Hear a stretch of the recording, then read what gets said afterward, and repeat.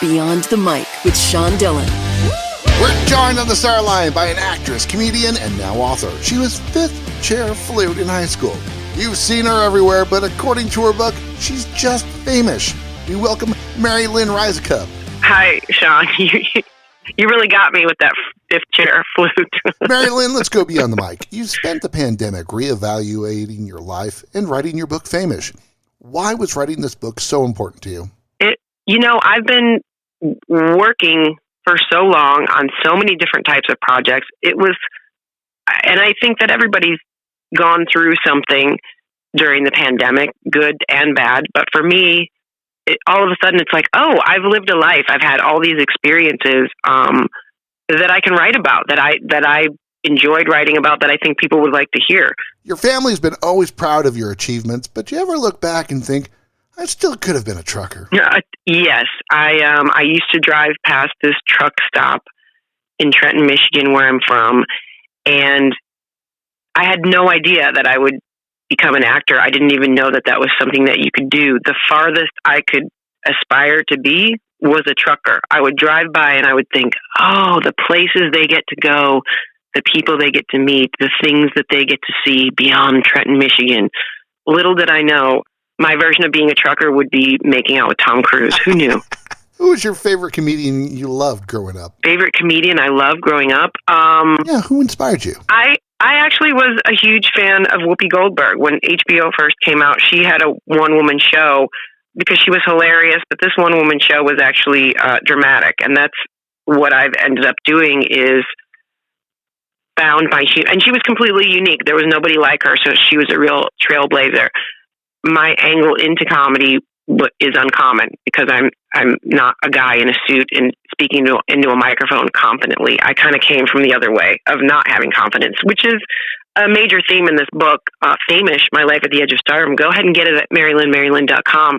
It'll further illuminate what I'm talking about. But it's both things of, having this really glamorous life, but maybe not being confident, It's about being invited to the Golden Globes, but not getting a +1 and having to go alone, and how you negotiate that and manage the expectations of what's really happening. What life is like. So it was an amazing experience, and I did make the most of it. Maybe I got drunk and walked down and had an outburst to Sheryl Crow and bonded with Puff Daddy. Maybe that's what I did at the Golden Globes, which is more exciting than the awards show anyway. You're invited, but you're not in camera view. We're going to put you in the corner. Yes. Did I get all dressed up fancy and feel like Cinderella only to realize that I was sitting at a table alone? That's not cool. Okay, I'm going to be honest with you. That's not a fun moment. But that's just like life. We have these terrible moments, and what do? We just keep going. You say in your book, quote, I see all your comments. I'm in that sweet spot of fame where sometimes people are literally shaking when they meet me, and other times they're heckling me at a stand-up show, unquote.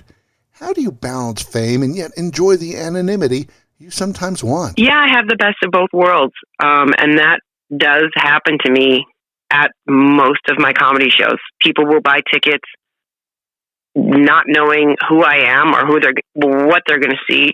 Meanwhile, in the front row, there'll be somebody holding a DVD of 24 who's shaking and just wants their picture with Chloe. So both things, I'll negotiate that live in the room, and we'll have a laugh about all of it. Mary Lynn Rajskub, author of Famous, joins us beyond the mic, and it's time for a Rocky Nade. 8 random questions. Answer with the first thing that comes to your mind. There is no Jack Bauer questions and no pressure. Ooh. You love helping shelter animals like your dog, Leo. What makes the love of an animal so special for you? Unconditional love. They don't ask anything from us. Dogs are the best. Where's the best place you've ever done a stand-up set? Best place I've ever done a stand-up set? In a laundromat in front of the bathroom. Wow. How many times do you check social media daily? About probably 40 times per 3 seconds. What's the math on that? Can you do the math real quick? 120. I was told there would be no math. You taped a comedy special during the pandemic in your garage. Name one thing you had to move to prepare it for taping. I moved my wig collection out of the way because you can only wear one wig at a time. And I put in some LED lights, and I'm not to say I'm a rich bitch, but I do have a refrigerator in my garage. Hey, you look nice there. Thank you. Charity you love to support? I love to support the Humane Society.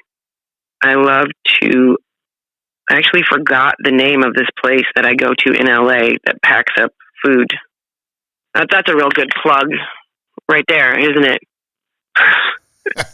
Only the best for them. We go there, we pack up food, raisins and fruit snacks for people who need it all over the world.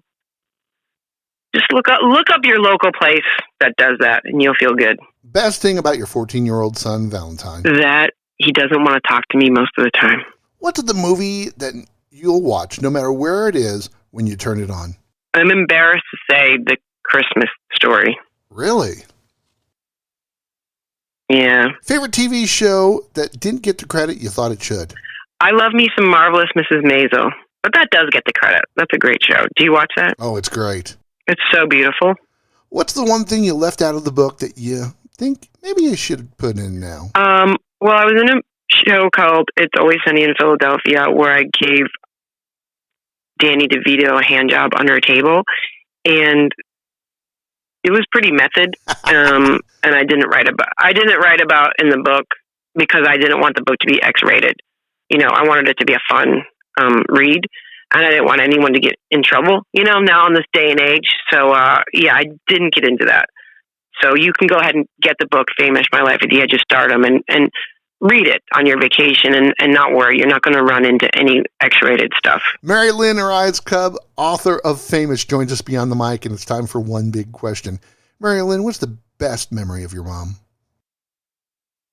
Best memory of my mom is her sitting in the doorway of my bedroom when I'm sick.